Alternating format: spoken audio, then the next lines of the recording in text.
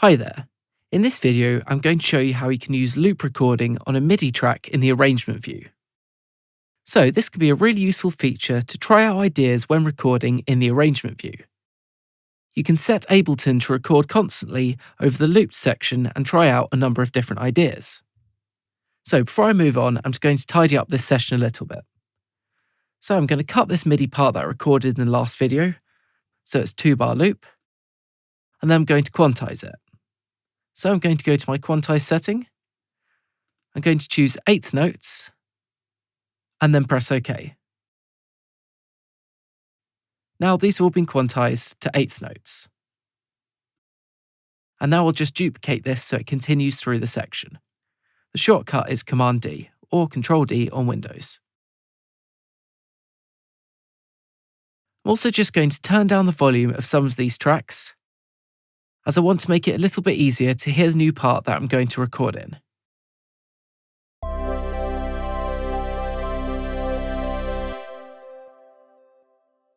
Okay, great. And now I'm going to add a new track. So I'm going to right-click down here on the right and select Insert MIDI Track. And I actually want to use the same sound that I used last time, basic brushed bells. Okay, fine. I'll just turn that up a bit more so I can hear it over the other parts when I'm recording. Now, to set up to loop record, we once again have to set up our loop. So I want to loop record over this section of the track here. So I'll click and drag to make a selection, and then I'll press Command and L. Now our loop is set up over this region. I don't need the punch in and out features anymore, so I'm just going to make sure they're turned off. And this time I do want the loop icon to be illuminated. This way it'll loop round and round during playback. I want to have 1 bar count in from my metronome, so I'm just going to go to my metronome settings and choose 1 bar. And I'm going to leave the metronome on to make it easier to play in time. So now, when I hit record, it's going to give me a 1 bar count in, and then it's going to record throughout this section, and jump back to the beginning and start recording again. So let's see how this goes. Okay, so now I'll just make sure my track is record armed. Then I'll hit the record button up here.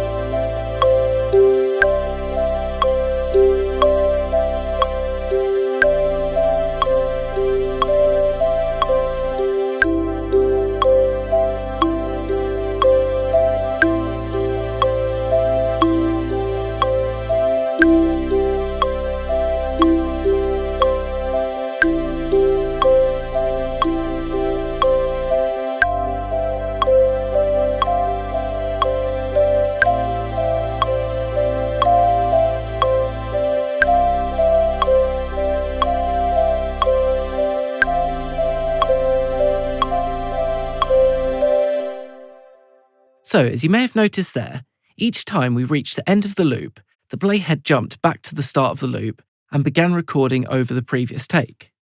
So, what we're left with here on the timeline is our final take. So, what we can do now is open this up and have a look at our different takes. So, if I zoom out of this clip now, you'll be able to see the clip start and end points are over here. And that is the last 4 bars. So if I were to play this back, we'll be able to see the playhead moving through this section of our recording.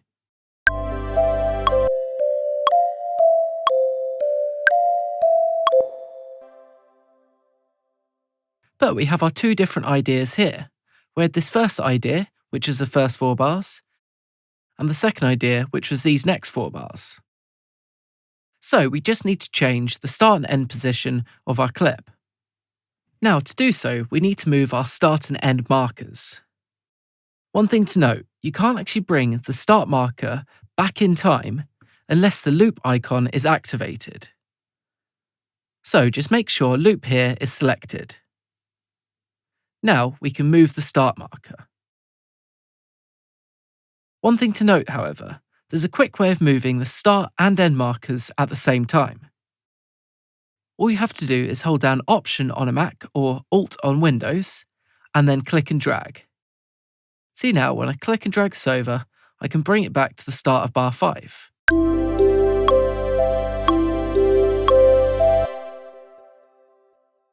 And if I bring it back to the start again, so hold Alt and then click and drag on the start or the end marker. And now we can listen to these first 4 bars.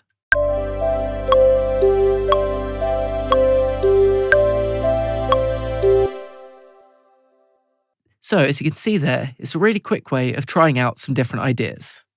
I think I prefer this first idea, so I'm just going to use this for my clip.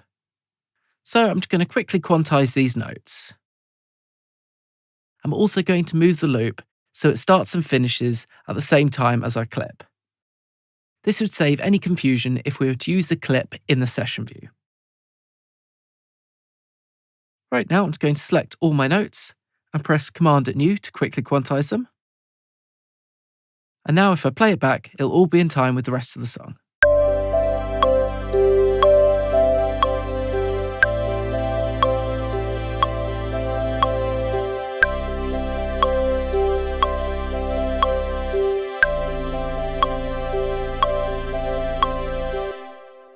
Okay, so it's as simple as that, but I just want to show you one thing that can cause confusion when loop recording.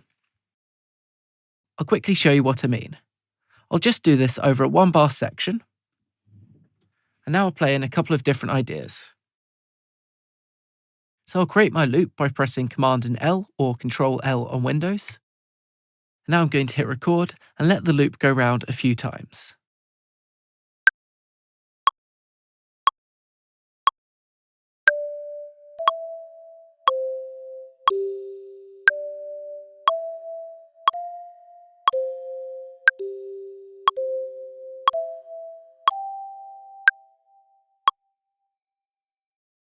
Now, if you notice there, if I zoom in a bit, you'll be able to see that I didn't stop the recording at the very end of this loop.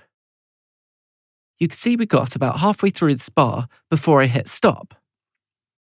Now, what this has done is started overwriting this last take. So if I open it up and zoom out a little, you can see the first, second and third bar here. But you can see the clip start point is over here partway through the bar, and that is at this point here. So if I was to click on this clip, we can see there's actually nothing in it. So just be aware when you're recording in loop mode. If you go past the end of the loop, it'll start to record over the last take. You can still access the whole of the last take by clicking and dragging this marker over here, but you'll also be able to notice it has moved it over, so it's now not starting at the point we want it to. I'm just going to press undo quickly. Right, so the easiest way to solve this is either stop recording bang on at the end of the loop, but sometimes it's not always that easy. So all you have to do is press undo once after you stop recording, and it will get rid of that final take. If I was to press undo once more, it gets rid of the final take, and so on. So if you ever record past the end of the loop, just press undo, and it'll make things a lot more simple to navigate. So that's how to set up and use the loop recording feature when recording MIDI in the arrangement view. I hope you found this video useful.